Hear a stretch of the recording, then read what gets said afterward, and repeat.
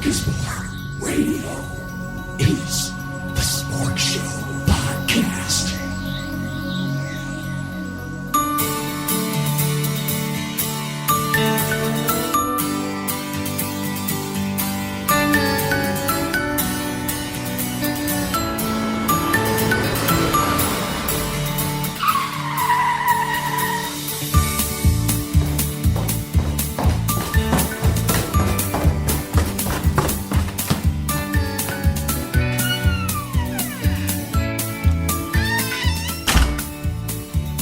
It's music to my ears. This theme, it sounds so familiar. But we left it in the dustbin of history years ago, didn't we? Come on in, Jerry, it's safe. Okay, I thought I'd get my own car. I guess I'm just walking in nowadays. There's only one car. Gas prices are high. All right, you do have a point. Well, we're doing something a little differently this time, Jerry. Yeah, what is that?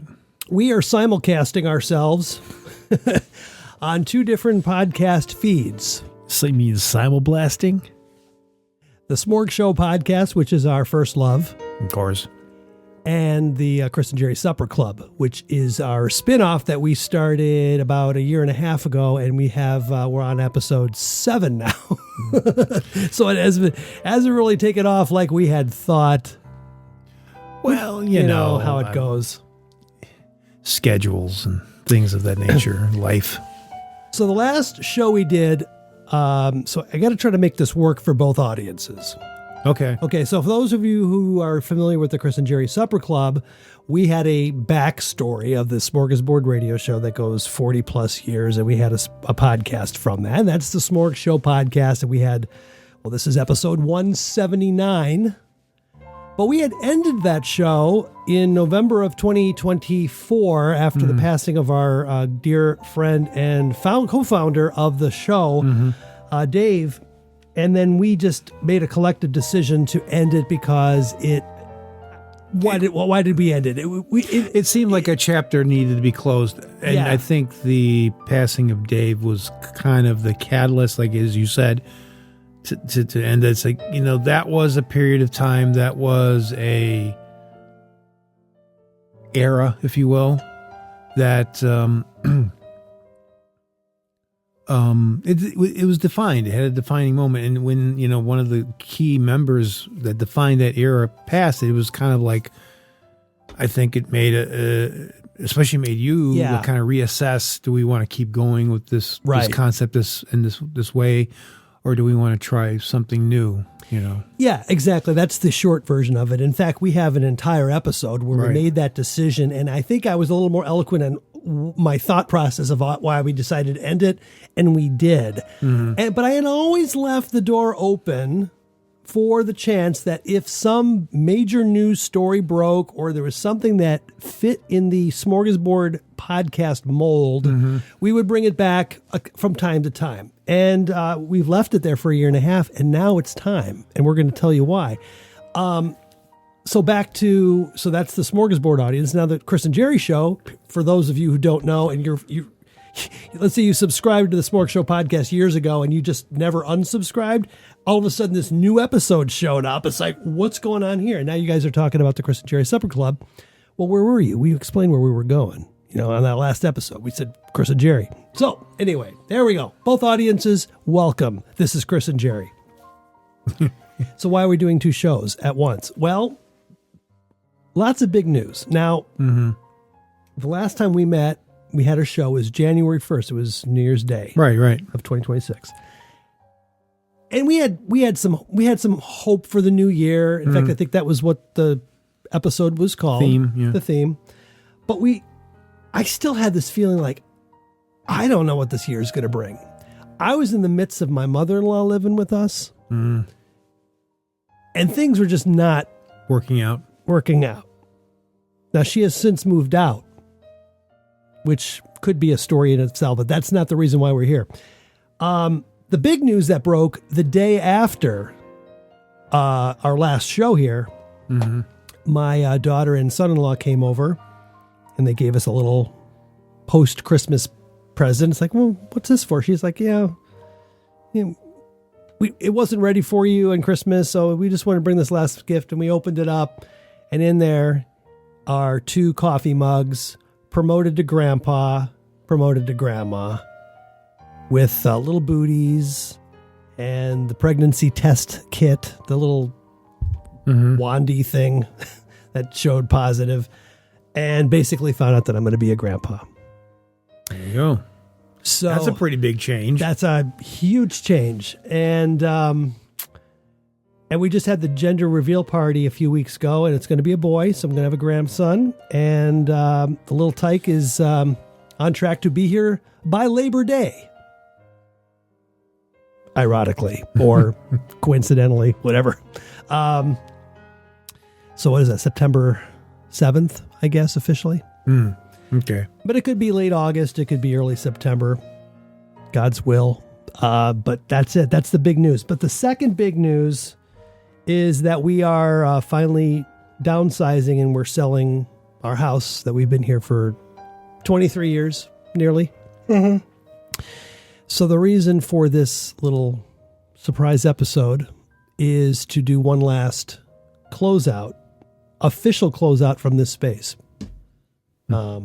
Because once this show ends, we will be packing up. I won't be putting you to work tonight. Don't worry about that. Next week, I will be packing this place up. And I was looking around and I was thinking, man, how are we going to do this? I'm looking around here, and it's bittersweet for me because in some ways it's a new exciting start. The new space, I took Jerry to it before. It's new construction. It won't be ready until June, so we still have a couple of months to get rid of stuff, pack up and all that. But there's no basement in the new place. Yeah.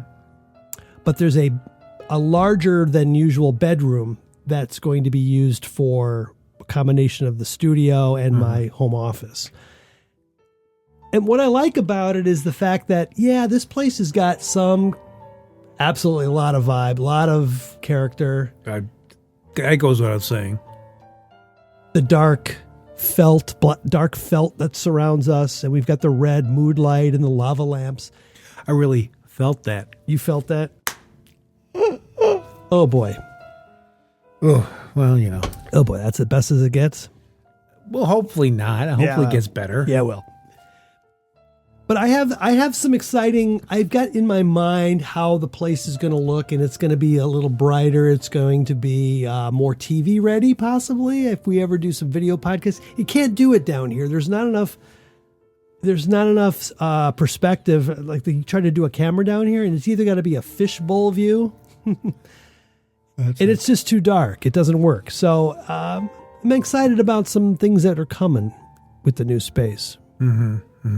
Well, the man cave here has a very cavey sort of vibe. Dark and foreboding. Well, yeah. Kind of like your heart, Chris. It's dark. Yeah. But the other thing about it is like you're pretty much locked into what we can do here. There's not a lot of easy ways to just say, hey, I want to change the layout a little bit, because you're really trapped. I can't move anything. It's tight. It's cramped. It's intimate, yes. But I like the idea that I can try different things and then tweak it. There are multiple ways of doing it in the new place. So it's more of a personal thing. So it's been quite a year so far.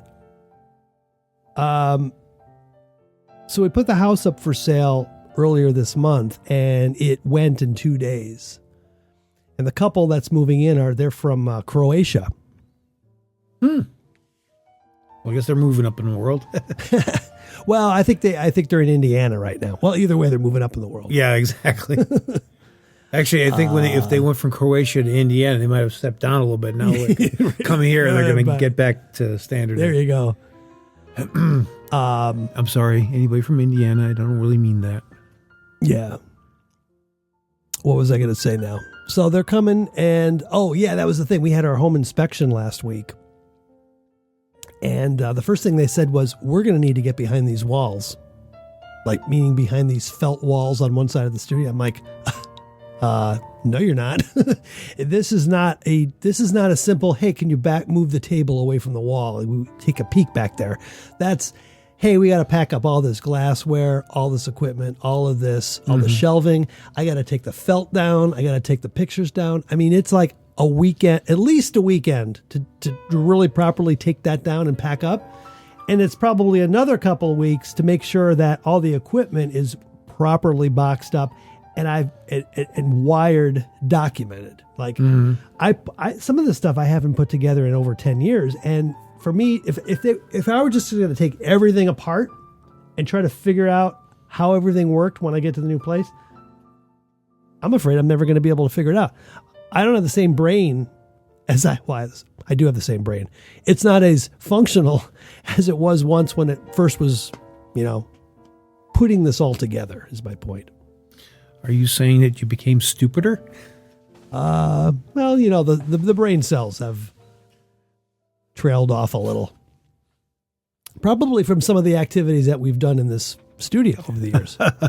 Speaking of which, that is a good segue. I'm going to open up a brewski to celebrate, one last time because I still have a full fridge here. Mm-hmm. And I got to unload this before moving day. There you go. You're still drinking the bubbly. Well, I'm hoping it'll give me a bubbly personality. I hope so. I really hope so. Yeah, don't put your hopes up too much. I'm going to have the blackberry wheat beer. Wheat beer? Wheat beer. Okay. Or they don't pronounce it wheat, do they? Who? Germans? Germans. Yeah, maybe. I don't know. A wheat beer. WIET. Well, that's a full octane. That's not like a near beer. That's the real beer, right? I think it just means wheat. Yeah, I know, but I'm saying that's got alcohol in it, right? Oh, yeah. Okay, it's not the non-alcohol. I've got a couple of those for you. Yeah, that's cool.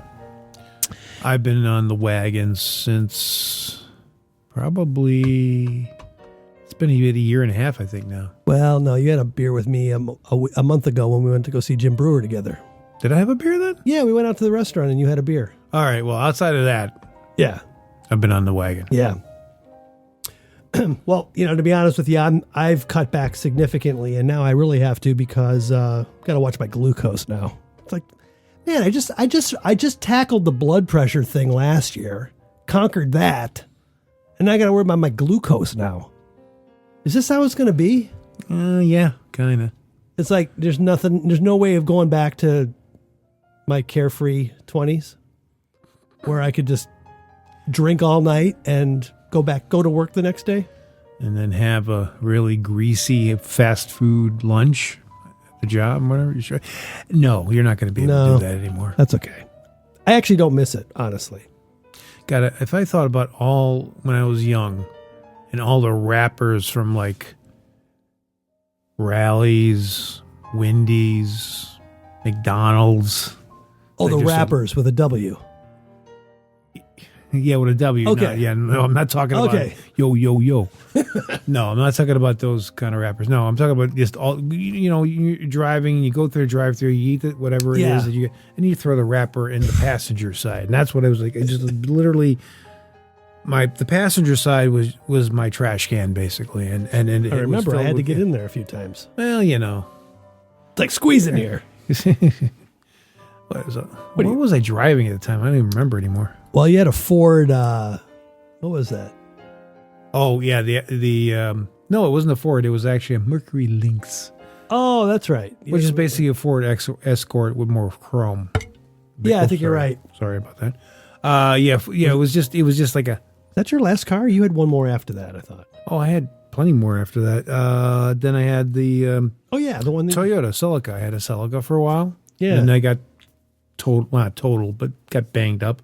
So I had to get rid of that. And then I had, there was the Celebrity. Remember the Chevy Celebrity? Oh, sure. Yeah. Okay. Yeah. So I've had a few cars over the years. Yeah. And a few periods of time when I had no car at all. And this is one of them right now, actually. I haven't had a car since probably 2010. Oh, okay. So, I mean, I rent a car occasionally, but right. I don't own one. So, yeah, you've made the best out of the Metra situation. Oh, well, yeah, very much so.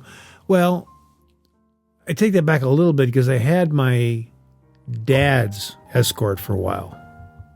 I had that, and then I had but that was all pre 2010. So yeah, and then one of my favorite car was the Honda CRX that I had years ago. That was nice. Mm-hmm.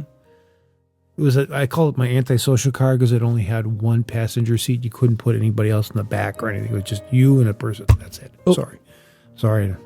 When did you become Italian? Those hands. I don't know. What happened. Sorry about that. But that was that. But yeah. Anyway, you were saying? I don't remember what I was saying. How did we get down on this path? I don't know. I was talking about the vibe here, and I was saying, one of the things that obviously doesn't go with us is just think about the memories that we've had in this place. Mm-hmm. Think about, obviously I've got more of them than you because I started here with Allie, and she was, 12 when we did our first show down here, and all the radio plays that we did. But I'm just thinking about the times that, Dave was here. The three of us were here. There was a period of time we actually had Pete here, so the four of us were here.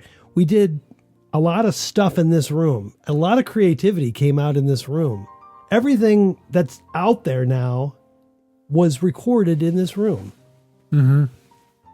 So that's all left behind. But then I'm realizing, those memories stay with you regardless of whether you're actually in the physical space. That's true.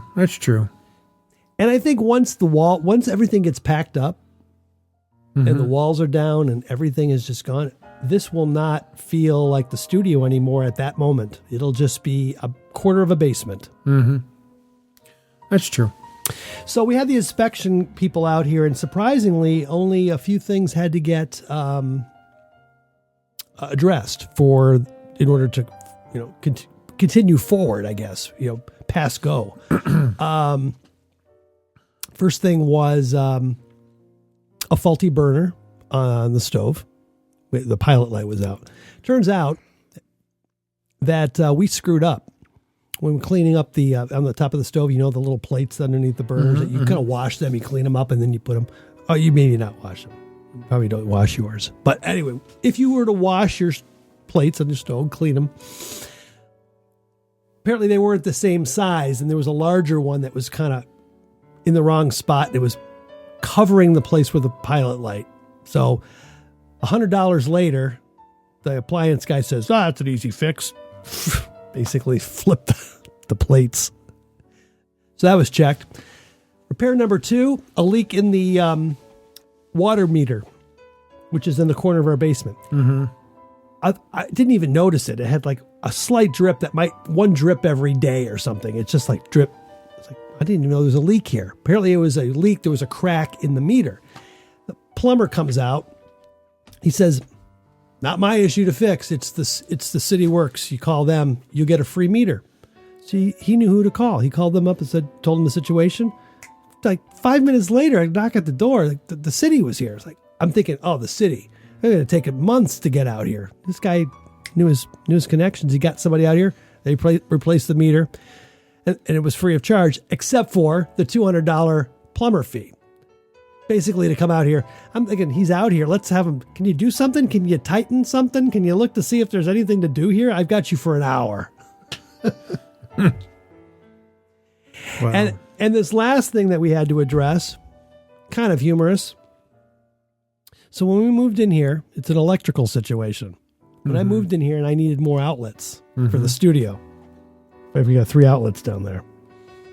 Well, it was all coming out of the same circuit. So in order to reduce the load or to allow more capacity, he bumped up one of the circuit breaker thingies, whatever call it, circuits, I guess, from 15 amps to 20 amps.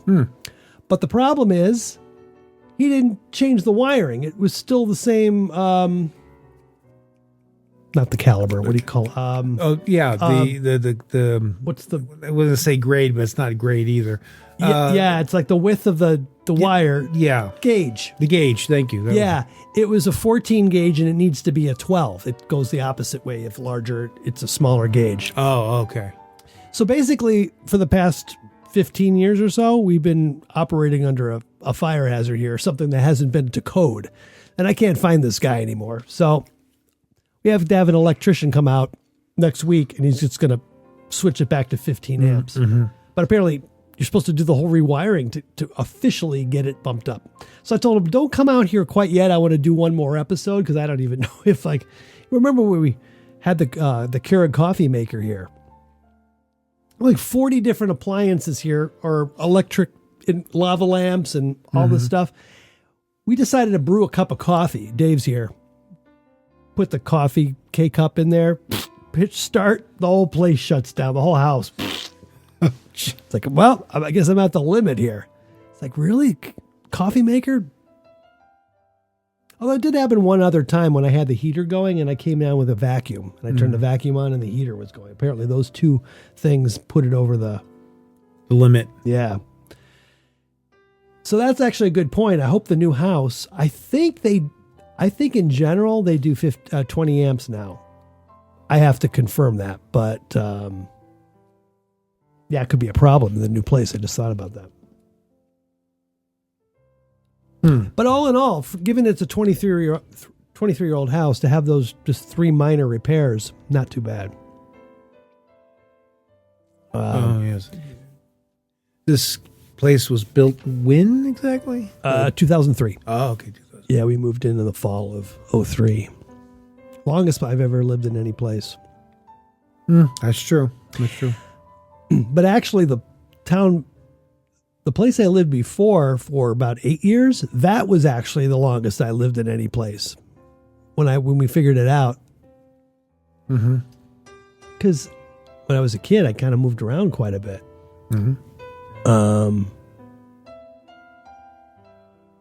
Yeah, the close second would be that the house we had in Naperville. At the time, it seemed like I was there forever, but when I look back on it, it's like that was only 6 years that I was in that house. It was my formative years, so they just felt like more substantial there. You were part of my formative years, Jerry. You helped form me. Don't put it on me, man. You were one of the early influences of who I became, who I was. Well, I think it kind of fed back to me in many ways, it turns out.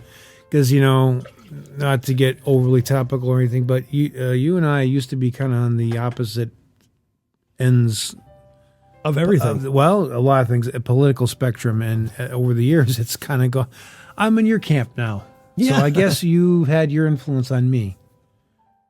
But I think it's just because you stood for things that generally made common sense, and wherever I was at before, just got weirder and weirder. That particular end of the spectrum just went off to Mars. It went off to Pluto, and I'm trying to just stay here on Earth, and with normal people, and so that means I had to stick with you. That's scary. Yeah. And I wouldn't say you're the best example of normal, but you're a lot more normal than what's out there nowadays. So I guess my compass sort of faces points north, or whatever the saying is. I don't know. Yes. Yeah. It's very good. Nothing wrong with it's very good for a man's compass to point north. That's right. As long as you can. As long as you can, because you could point south any day. You never know when. But yeah, we've had our influence, and but I remember the house quite well, and I have some great memories of it as well. The first house, your house, certainly not my house where I grew up. Ugh. Yeah, that place had a lot of problems. My dad designed it. He was an architect, sort of. I mean, he was an engineer primarily, but he did some art. He went to architecture school, or he drew up the plans. And I don't know if it was his fault or the contractors that were cutting corners, but basically that place was a circus. You'd flip a light switch on and it wouldn't work. You wouldn't know what it was wired to until you were upstairs in the whirlpool and you realized the thing's not working. And my dad's got the little contact to see like if there's any kind of circuitry coming out. Like there's no power. And then my dad realizes when he's like half naked, oh, that's what the switch downstairs in the bedroom, the spare bedroom, is for. The jets are starting up. Our contractors were high at the time, it turns out. They were smoking weed on the job. So they had things that were wired. There was a light fixture on the deck that had no light switch attached to it. There was like no way to turn it on or off. The skylights were just always a disaster. They leaked from day one. So on the surface, it looked like hey, it's a nice house you got here, but it was had lots of problems. But somebody bought it, so they must have taken care of those problems or whatever. That's right. I occasionally go back there just to see what they've done with it, and it's amazing to see how much it's going for these days. Well, it's now 45-year-old house. 48. Yeah. Yeah. So then. So my wife and I, when we got married, we moved into a townhome and then moved here, raised a family, and now the place is just too big for the two of us, especially without a mother-in-law. We realized how much space we have in the house. Yeah, so, I mean, the mother-in-law stayed for 6 months, and we've already documented on the previous episodes how that went, but we finally found her a place about 15 minutes from where we're moving to, so it is helps us distance-wise. Same with Allie and Thomas. They're about 15 minutes away, too. And, we'll start babysitting the grandchild this fall. That's going to be I'm going to be up to my elbows in baby stuff. Which will be kind of an interesting phase, because I always hear that being a grandparent is kind of more fun because you don't have to take all the responsibility. You get all the fun for a couple hours and then you send them back with the parents. Yeah. Up to a point, kids can still test you even if you're a grandparent. I see it where I work, and the grandparent's there, but that kid just run up to him, and so the grandparent doesn't have the energy to kind of chase them down. That is true, yeah. So they probably let them have a longer leash, so to speak, because of the fact that they just can't keep up with the little brat. Well, the way I look at it, in about 10 years, I'm going to have a new podcast partner. Oh, there you go. Episode 201, finally. At that point, you're going to have to say Baba Ganesh is dead. I'm going to have to write Baba off at that point. At some point, you're going to, I'm still 120. What are you talking about? It's like, he's gonna have to slip in a crack in the Himalaya somewhere. He's only 83 right now, actually. Is he? He's got some time left. Well, I mean, our commander in chief is 79 years old. He's looking pretty spry. So. Yeah, we're coming up on his 80th, and we're also coming up on our 250. That's going to be an interesting summer. I'll be moving into the new place about a week before July 4th. It's kind of too bad because we got the fireworks display, perfect seating at this place. We won't be here anymore for July 4th. Oh, no. I guess it depends on what Plainfield, or is that the name? Yeah, Plainfield. Plainfield. What kind of display that they have? Yeah, I looked into it a little bit. It's not as elaborate as the one in Oswego here. I didn't realize we had an elaborate one. So I guess maybe it's going to even be on a more smaller scale. So I certainly think by July 4th we will have ready to have you out, and things should be unpacked by then, and maybe you have a July 4th cookout. But I don't know. You don't really have a. I won't have a no. All right, well, then I guess we'll just... I don't know what... just open microwave something. Yeah, that's right. And just sit in the living room, open the window, and just with a can of near beer. Look at that. No. July 4th. I can see the neighbor over there. Wow, you. Woo-hoo. Yeah. Well, still, whatever you're seeing out your window is going to look a lot better than whatever I see out of my window. So that's... Yeah, well, there is something in Plainfield, but... The good thing about having it in your backyard is that you don't have to deal with all the traffic, people leaving, and you're stuck in this gridlock. That's true. And that's what was the great, but like you just look out your back. Yeah, it's like I don't know what patio. Yeah, they shoot off the grand finale. It's like you close up. I'm in bed, and 5 minutes later, and I look out the window. I see all these cars trying to get out of the parking lot, and yeah, yelling at each other. Yeah, no, that's true. That's true. So, but like you said, everything's a trade-off. I mean, you'll have a more manageable place, and you don't have to worry about all the yard work and everything. But you'll have other things that you can't do anymore because you're in configuration that you're in now. Yeah. The smaller configuration. Right. Mm-hmm. And there's some kind of freedom in knowing that you don't really have any neighbors on either side of you, whereas a townhome, at least we're on the end unit, so we only have one side, but that other side, depending on who they are, could be a big pain. Yeah. Like I'm going to have the studio. It's like, do I want to be able to turn up the music? And so is that going to bother somebody? I don't know. So I'm just hoping we get somebody who's cool. Just get a lot of padding in that room. Just padding. Yeah, I don't know. How can you do that? Can you pad it to a way so it absorbs it? Probably. I think you could probably put some thick. That's expensive stuff, though. Yeah, that's why I went to Joann Fabrics and got some felt, 15 yards of felt, and just put it up on the wall. It dampens the noise, but not really soundproof. It is, well, I'm sure that you'll have a lot of fun addressing those issues, dealing with those problems and mastering them. I'm looking forward to the tweaking, the experimenting, I don't know. I'm looking forward to your input too. Okay. I would like to venture into do some more video content as well.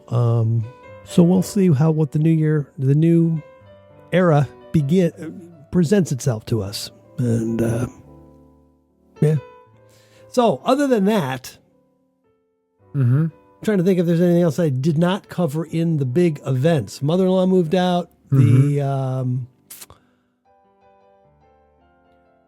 The baby, the move. Yeah, I would say the new studio when it comes up. Yeah. Other than that, anything political? Any news topics that you want to cover? Political. Yeah, I'm the political guy. Yeah, it's funny. We used, like you said before, we used to be on the opposite side, but it didn't really affect us because back then you just moved on. Well, the thing is, back in the day, we're talking at least 15, 20 years ago, there was this thing. It's a concept I think has kind of almost vanished, and it's okay. Sorry, I had to change the vibe a little. Okay. Anyway, you can continue. Sorry, I will. We had this concept called agree to disagree. Right. Somebody could have a totally different, political viewpoint, and you didn't want to stab them over it. That seems to have changed in a very pronounced way. Yeah. And I think everyone, I don't know what you would say, our culture, the Western culture, especially American culture, has suffered greatly from that. Because you have a lot of people out there who just do not want to budge. Or let's put it this way. You don't even have to budge from whatever you believe. Just allow other people to believe what they believe. But that doesn't happen anymore. No. The people who believe what they believe feel it's their duty to force convert you. Yeah. Convert you. It's like it's like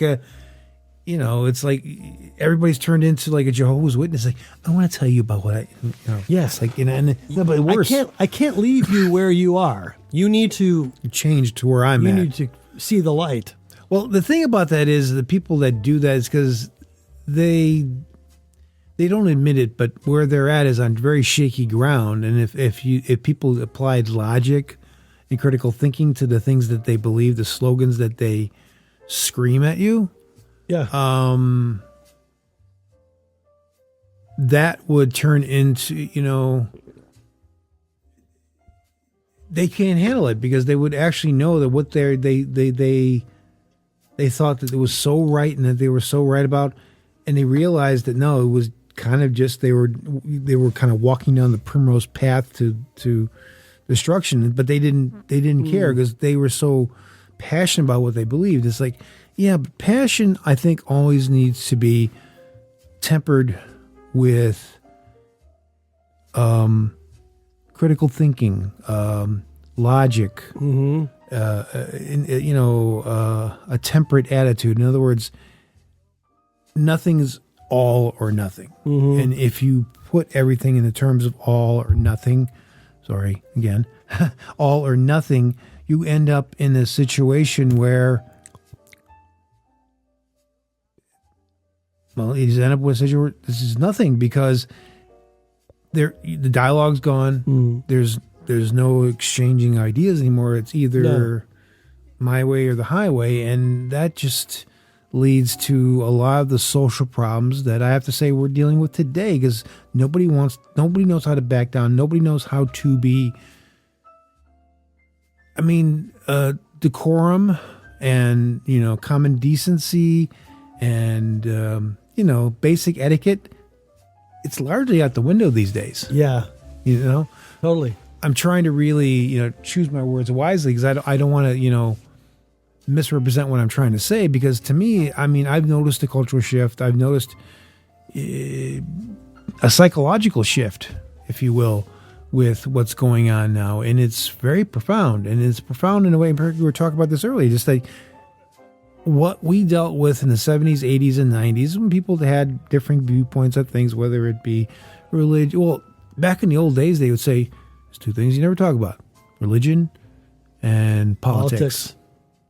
Anything else, you can talk about sports, religion and politics will get people very... Yeah.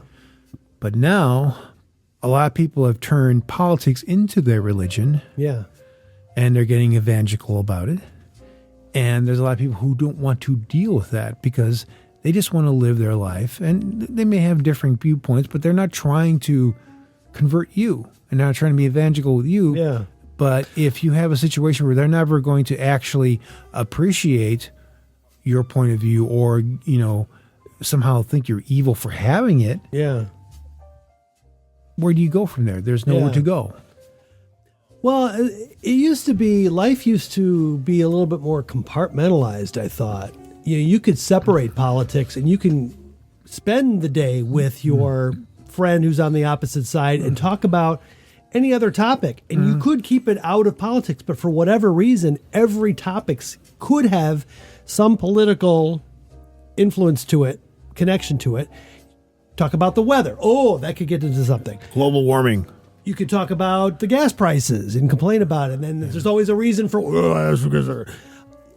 Of whoever, yeah. Whatever the topic is, you can come up with something that makes it about Orange Man bad, or whatever, whoever. The thing is, whoever well, he's the biggest and current target, and he's like the devil for everyone. But, But which is, of course, when you make a particular person or a particular group of people the devil, that shows that you are prone to lazy thinking. Because if you did look at things more deeply, you understood the ideas of context, history,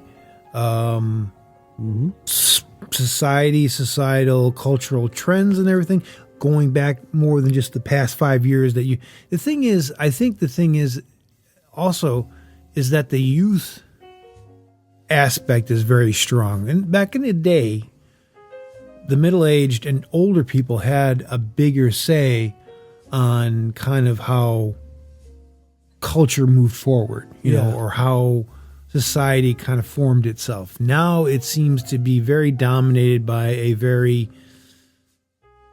vocal minority of young people who have been heavily brainwashed.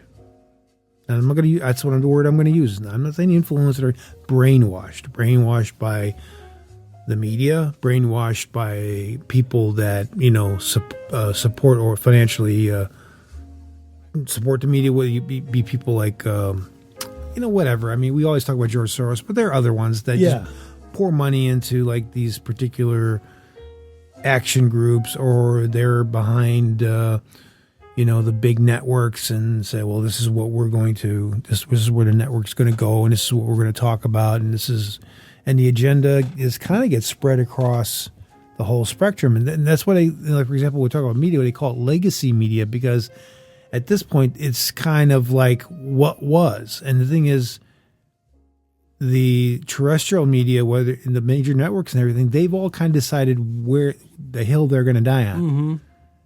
And they're not changing, not budging. And then, of course, they kind of defame all the people that are coming up with the new media, the new reporting.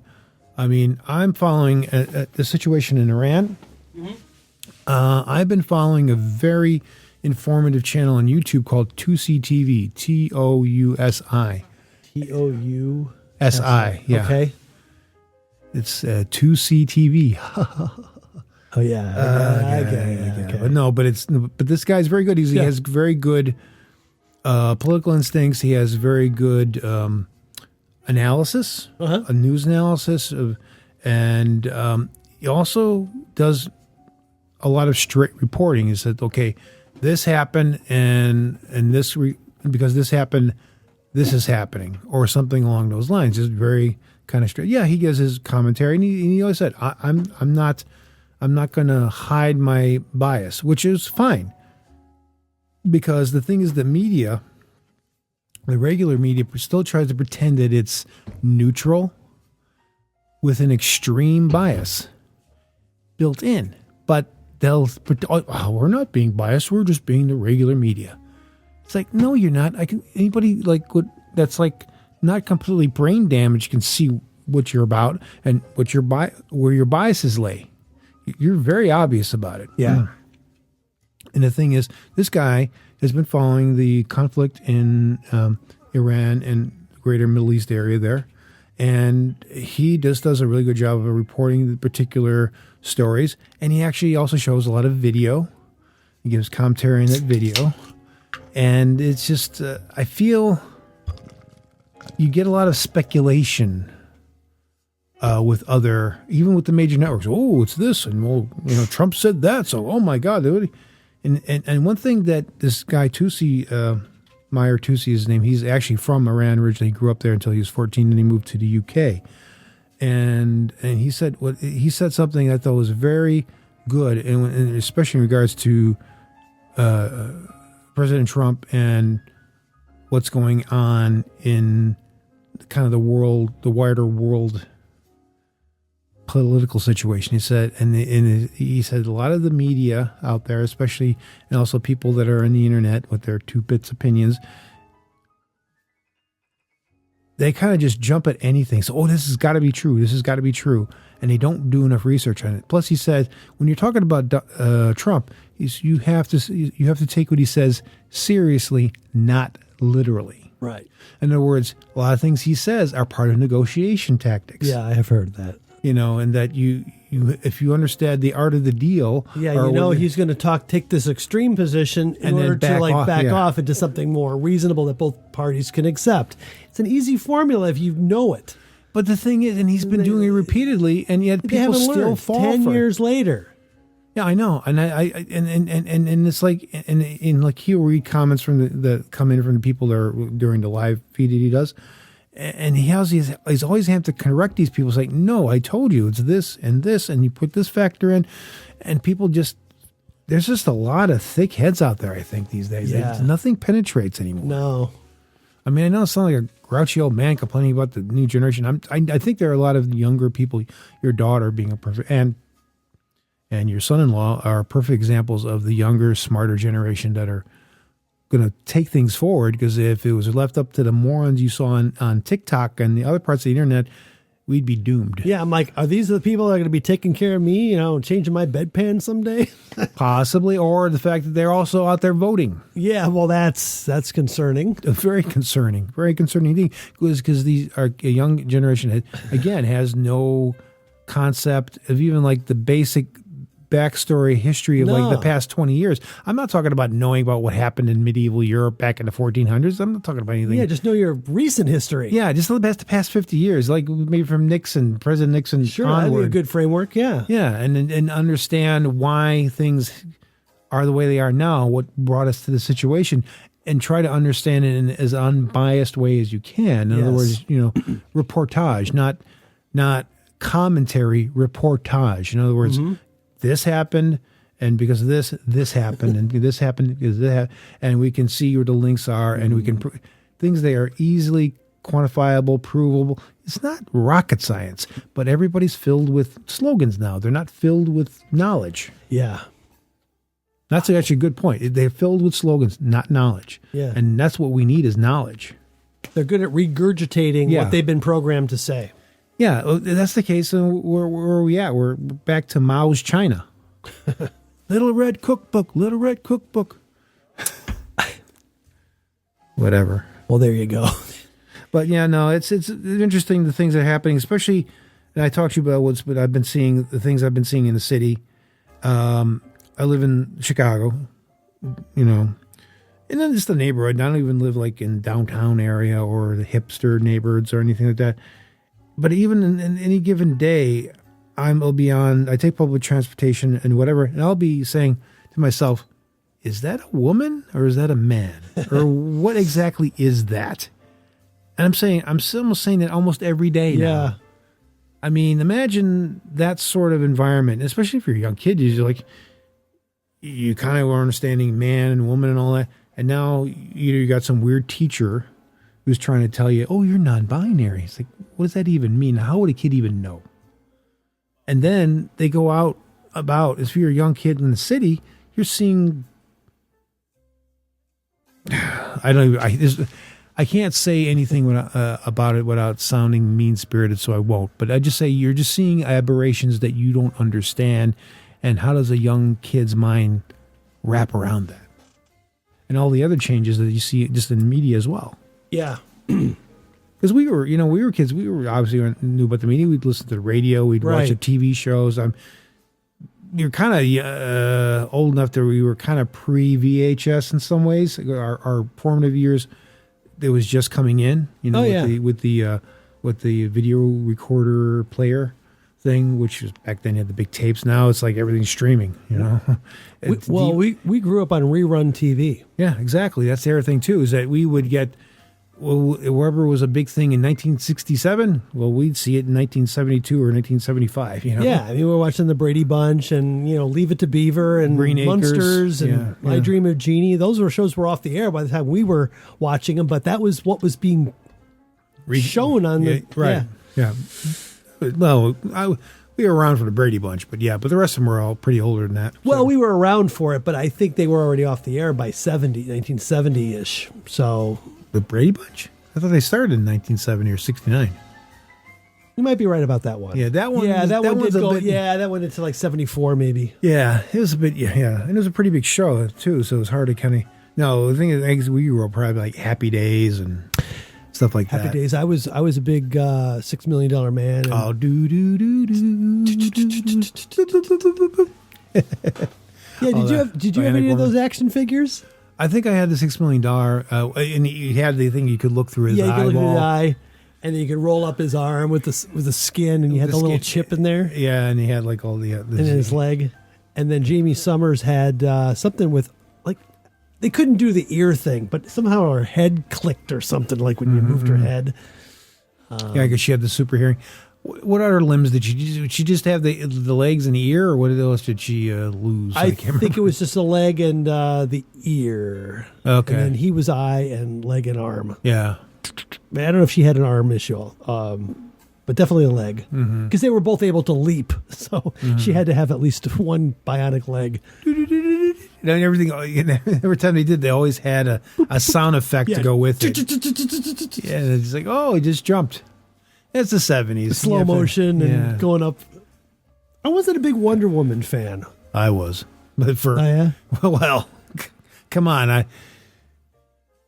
It's Linda Carter in a one-piece bathing suit. Yeah, okay? I mean, I guess I maybe appreciated that a little bit more later on. Well, I guess maybe I wasn't into the brunette thing yet. Although I like Marianne from Gilligan's Island. I was never a Tina Louise Ginger fan. No. Yeah. Well, I just never. I guess if you were somebody who liked a particular style woman, if you liked a sophisticated woman, yeah, you would like Ginger. But if you just wanted a kind of a down to earth girl, yeah, and most people like that. Right. I think a majority. Yeah. Other thing too is I think you were had a massive crush on Barbara Eden, so that was your fixation. Oh, probably, yeah. Yeah. So Linda Carter probably didn't factor as much because you had Barbara Eden there. Yeah. Taking up room, and Olivia Newton-John. Oh, yeah. You're in your blonde phase. I was in a blonde phase in my life. Speaking of which, I'm in a blonde phase right now. I'm having the breakaway blonde Sam Adams. Because, by the way, I think the blackberry wheat beer sucks. Yeah. Well, I think in Germany, Sam Adams I don't like. First of all, in German you call that Weiss. That's what I was thinking, Weiss. Not so Wheat. I thought Wheat. Wheat?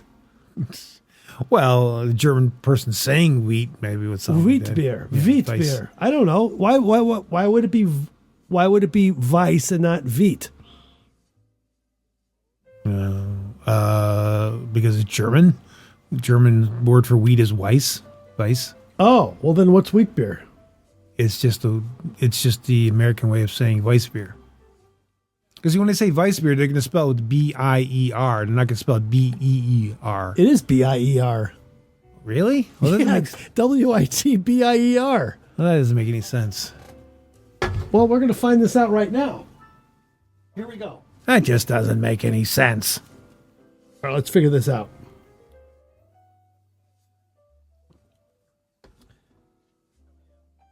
Keep talking. I'm Okay, well, yeah, that's right. We got a radio show to do here. I'm just like look at the scenery in here. Well, I mean, for me, like I said, I've always known it as Weiss beer, so I don't know what this wheat or wheat. It sounds like the Swedish chef talking about beer. Hey, what is have a wheat beer? W-I-T-B-I-E-R. Actually, yeah, we're gonna try a couple of things here. Okay. Get this extra can here. Alexa. Alexa? Okay. Ooh. Are you there? Present. Just call my name and I'll come running. Not literally, of course. Ah, okay. Hey, we have a question for you. Are you still there? You gotta wake her up. I think I'm waking her up. Alexa. Well, doesn't seem to be working. Well, Alexa, it's lit up. I checked your device and it appears to be responding normally. Well, then would you like to try using it now to see if the issue is still happening? No, I just want to know if you're still there answering my questions. Absolutely. Okay. I'm right here, ready to chat and help with whatever's on your mind. Perfect. Can you tell me about wheat beer? W-I-T-B-I-E-R. What is that? Wheat beer, maybe? Wit beer is a Belgian-style wheat beer that's always cloudy. It's brewed with unmalted wheat, malted barley, and spiced with coriander and orange peel. Think of it as a refreshing, flavorful twist on traditional wheat beer. Okay. So it's not German. No. Well, Belgium, and with a name like that, it's probably Flemish then. Flemish? Well, because Belgium is part Flemish and part French. What do you think about that, Alexa? Did you hear what I said? Alexa, did you hear what I said? Yes, I heard you asking about Wit beer.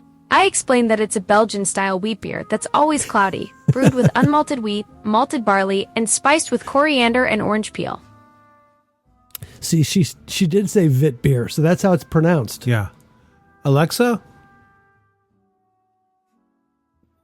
Where? Ah, got it. Yeah. Thanks for the pronunciation tip. Wit beer is indeed the correct way to say it. Yeah. Alexa, where did wheat beer come from in Belgium? Wit beer originated in the small Belgian village of Hoogarden, dating back to medieval times. site_site_KH0 UPO site_site_9 She went off the rails. 65 greater than it nearly disappeared in the 20th century, but was revived in 1966 by local brewer Pierre Celis, who brought back the traditional recipe using wheat, coriander, and orange peel. Less than /site_site_site_KH0 WEOPO site_site_9 JNQY65 greater than. Alexa, stop! We get it. Thank you. Obviously, she's citing some sort of website and source. Very literally. Okay, so I was right about the Vit beer. Yeah. But- Well, there you go. Anyway. Well, I guess that maybe a reason I say it's Flemish is that probably, like in German, it's Weiss is wheat. Well, maybe Wit is the Flemish for wheat. It's very close. They say Flemish and Dutch are very close to, in many ways, to English. Yeah. So they say, like, you could learn, as an English speaker, you could probably learn Dutch most easy of all the kind of foreign languages out there because it's so close.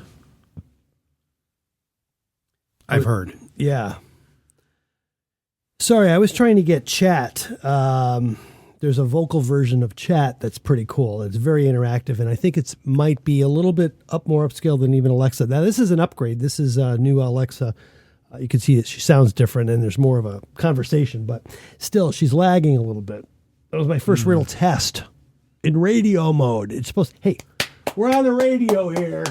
She's got to pick it up a little bit. Pick up the pace. But I can't seem to get the audio version of chat. GPT? Yeah. Well, hey, go with Grok instead. The kids call it chat now. Oh, is that what it is? What do they call Grok? Just Grok? Grok, yeah. Oh, here we go. Let's see what... Hey, how's it going? Hey, I'm doing well. Thanks for asking. How about you? What's Good. on your mind? Hey, this is good. So already, see, we're already getting a better vibe than Alexa here. So thank you. Yeah. Oh, I'm really glad to hear that. Yeah, I think we can keep it super conversational and just kind of flow with it.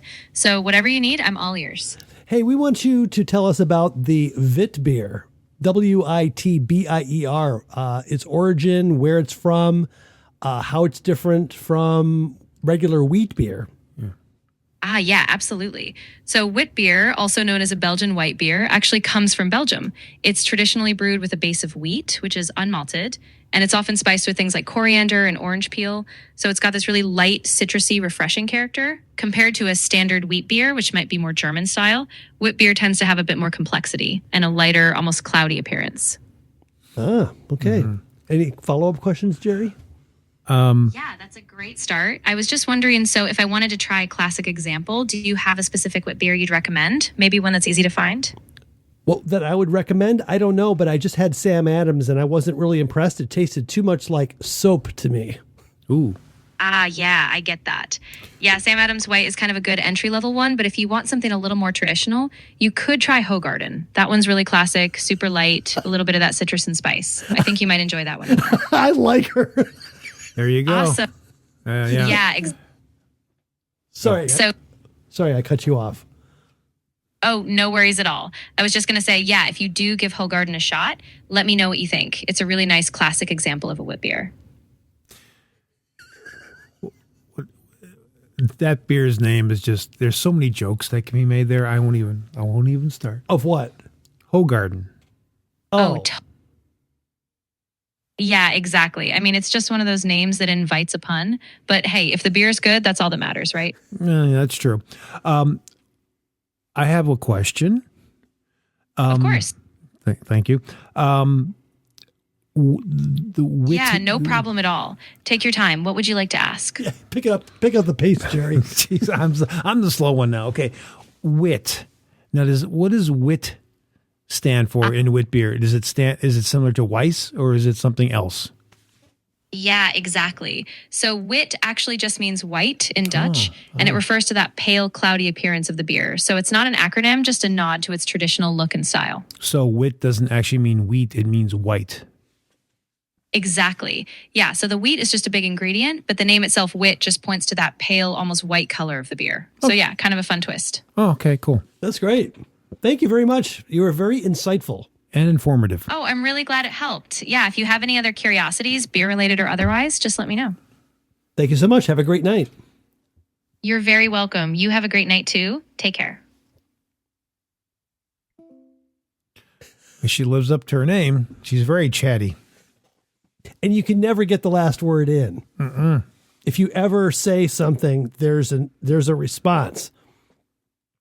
Now, I had heard that's really expensive from a data processing standpoint. They don't want you to say thank you because that's another transaction. And I heard it was like it's the equivalent of a bottle of water, of like the amount of cooling that's necessary for the data center. It's interesting. One of the big I'm vegan. So one of the big arguments about veganism is that, eating meat takes up a lot of water and other resources that could maybe be more directly used for crops to grow vegetables and things like that. I think so. The argument that you should eat less meat to be better for the environment, you could also say maybe you should be less tech so you could be better for the environment, because look at all the stuff that tech uses, all the resources tech uses just to do what you just did. Yeah. It's like maybe we need to kind of be more a Luddite backwards. I know. Go backwards, man. Go back to VHS. Yeah, exactly. Well, you saw the contrast there. I mean, that was a side-by-side use case scenario of like, how does Alexa handle this question? How does chat handle the question? And I must say, chat's like the clear light winner. years ahead for sure. Yeah. I felt like there was like a real person there. Yeah, one that wouldn't shut up, but yes. Well, exactly. Yeah. Very chatty. Yeah, very chatty chat, GPT. There's a video out there with Elon and Seth Rogen talking about the next, not Seth Rogen, Joe Rogan. Joe Rogan. Sorry, Seth Rogen. Dude. Have another one. No, Joe Rogan. Sorry. And he's asking him next 5 years what this is going to look like. And he's basically saying no one will have a phone the way we think of a phone. It'll all be AI. And I couldn't get my head around what he was saying. But he's like, there'll be no apps. They'll just be AI. And it'll do whatever you tell them to do. And all the content you consume will be AI generated. And it'll just be nothing real anymore. It's like, I don't want to live in that world. It's pretty scary. Yeah, I thought, it's one thing to have technology and it's another thing to have AI. And I think AI is the Pandora's box, if you will, the Tower of Babel or the fall of Atlantis sort of moment. And I don't know how much I would like to. I mean, I've seen some good stuff done with AI and video. I mean, that looks pretty presentable, almost like fully lifelike and all that. But I just don't like the idea of relying too much on something that regular technology you kind of keep a cap on. I just don't know how well we're going to be able to keep a cap on AI, especially in regards to the impact that it'll have on society, just in general, because you'll be watching a video and you think, so is this a real video or did somebody make this up on somebody's computer? Right. I know. I question everything now. Yeah. I mean, and I'm telling you, the AI commercials on YouTube, I don't know how it is for regular TV, terrestrial TV, but YouTube is like, if I see another video about some sort of, I don't know, a class action lawsuit against, some deviants who worked at a hospital, mental hospital, or a youth detention center, whatever. If I see, and they're always AI. Yeah. The video in there is AI. The voiceover is AI. It's just annoying. Yeah. It really is. I know. And so I miss that. It's a nice old fashioned commercial with real people. That'd be nice. Yeah, I mean, I'm seeing even AI generated videos that they're like old VHS quality video of like whatever, a cat or dog, whatever, walking through, and they've made it AI because AI will just keep the same format and it'll look, it's got to be old, it's got to be authentic because it's old video. No, AI can even channel fake that. So there's nothing now that I don't question. It's like that seems too. Like I get all these cat videos and dog videos, a cat smelling a dog farts in the face and the cat goes nuts on the dog, like slapping its head. And it looks like it could be real. It's AI. It's AI. Yeah. And it really, cause it's like, you want to connect with the authenticity of the moment that you're seeing in the video, and you realize it's not authentic. No. I don't know, we're talking about this, why this brought this up in my mind, but there is a movie I want to see this upcoming spring, summer, whatever, when it comes out, Backrooms.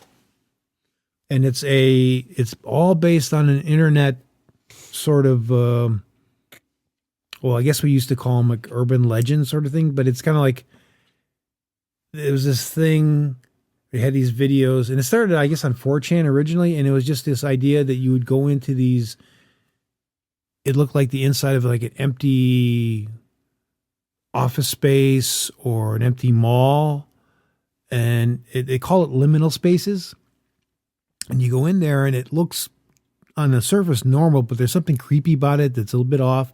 The fluorescent lighting's, too intense. And it just goes on forever. You can go down this hallway and to another hallway. It's the maze principle that you got from the, I don't know, from Greek mythology and all that, but you take that and then you put it into the modern context of just like an endless mall or an endless office space that just goes on and on and on, offices and halls, and you can't get out. Yeah. And then you get stuck in this, and then there are weird aberrations, beings, whatever, that could just jump out at you at any moment. And it's a very interesting concept. This is going to be a movie? This is going to be a movie. And as it started out as a video series that this guy, actually the guy who did the video series is directing the movie. It's put out by the A24 studio, and they put out some very interesting movies. They're one of the few studios in Hollywood that makes anything that's remotely interesting. Wow. In my opinion. Yeah. So that's just a little side thing. I don't know why I thought it made me think of. But maybe they use a fair amount of AI to make this thing work. Maybe.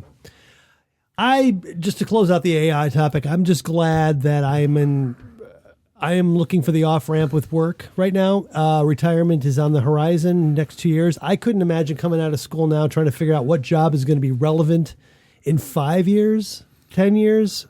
I don't have to worry about that anymore. Well, that's true. But the other thing, too, is a lot of these, again, videos on YouTube or whatever saying, oh, AI, if you're not into AI, if you don't know how to use AI, you're going to be you'll be left behind. You're going to be left behind. And again, kind of playing on that whole fear thing of if you are into the latest thing, you're not going along and promoting the latest thing, you're just going to be left behind and you're going to be irrelevant and you're going to not make any money. And I don't know. I think that's not a good, that's not a good future. I know. Hey, let me just go back to chat. I'm just kind of curious to see what information is out there about us right now. Just want to see what's happening here. Ding. Hello, chat. Hey there. Great to have you back. What's on your mind today? Can you tell me a little bit about the Smorgasbord radio show, otherwise known as the SmorgShow Podcast?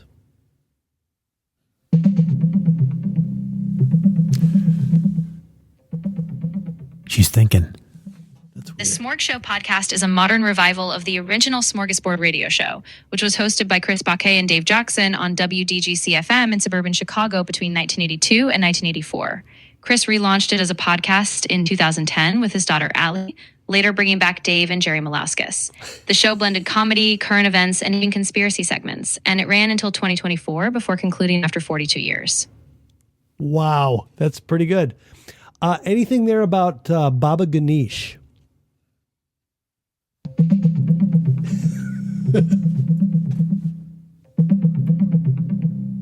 Baba Ganesh is a recurring character on the SmorgShow podcast, known as an international news correspondent and cultural guru. He delivers segments like Thought for the Day and Breaking Baba News, and he's been part of the show since the early 1980s. Originally a spiritual monk from India, he later joined the radio show and stayed a beloved voice throughout the podcast era. Any other questions, Jerry? Oh. Yeah, actually, I'm curious. Do you listen to the show regularly, or did you just kind of stumble on it? I'd love to hear what drew you in. Oh, I'm actually one of the hosts. And I'm the other host, Jerry Malauskis. No way. That's awesome. I had no idea. I really love that era of the show. You guys had such a unique vibe. I'm super curious what's next for you both now that it wrapped up. Well, actually, our friend Dave Jackson passed away a couple of years ago, so we ended the show. So now we're doing the Chris and Jerry Supper Club. I don't know if you've got any information about that spin-off show.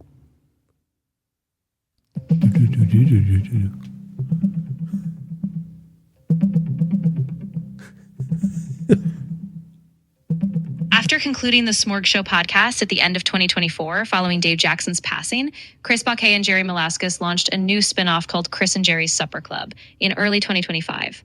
It keeps the open, anything goes vibe of the original show with a refreshed format and personal storytelling. So far, episodes like The Days of Adolescence and Nightmare in London have already been released. Wow, yeah. Well, That's pretty right on there. I think so. Yeah, so we're moving. We're packing up the studio and we're moving to a new location. So it's going to be a couple months before we have our next show. So that's where we are right now. That makes total sense. Yeah, I bet that move is a big project, but it sounds really exciting. And sure, once you get settled, the Supper Club is going to have this awesome new energy. Keep me posted. I can't wait to hear the next episodes. Thank you so much.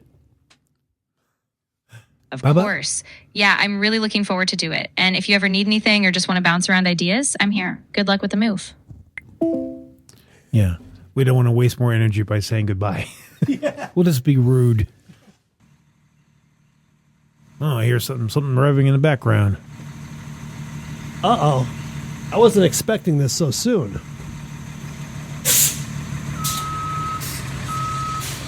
Oh, my God, the movers are here. Man. Oh, man, I'm not ready. I'm not packed up.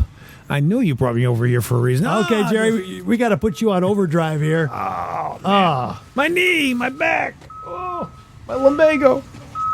My Winnebago. Sadly, this is the end of one chapter, and This is the end, my own. the transition to the next chapter. Well, that's what life is, a series of chapters, a series of transitions. Series of hellos, a series of goodbyes. Mm-hmm. Yeah.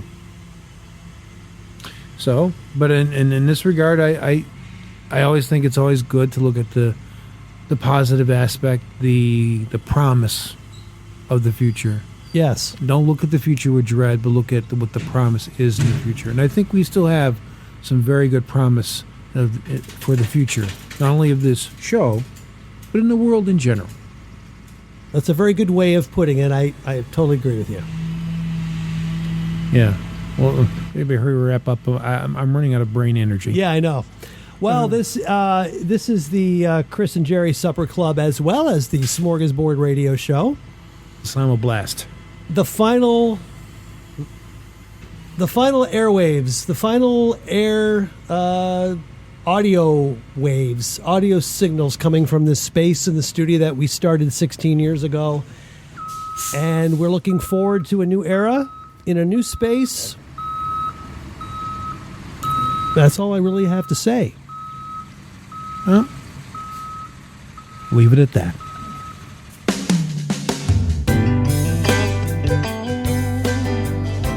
This has been another episode of the Smorgasbord Radio Show with your host, Chris, with my friend Jerry for 42 years.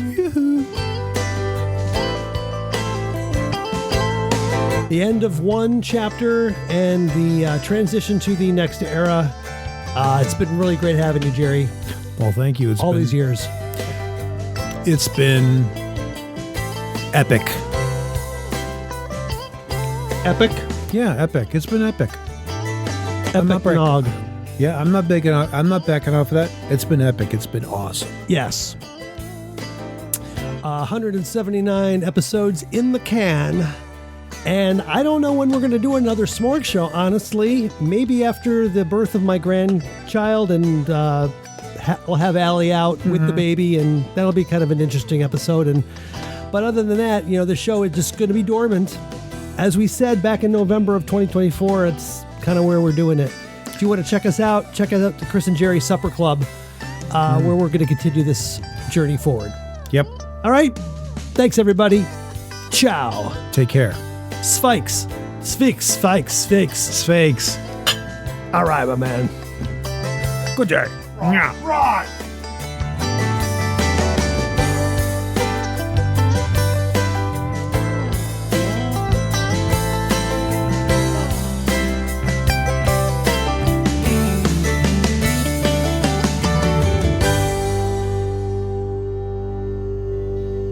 Because I love kids.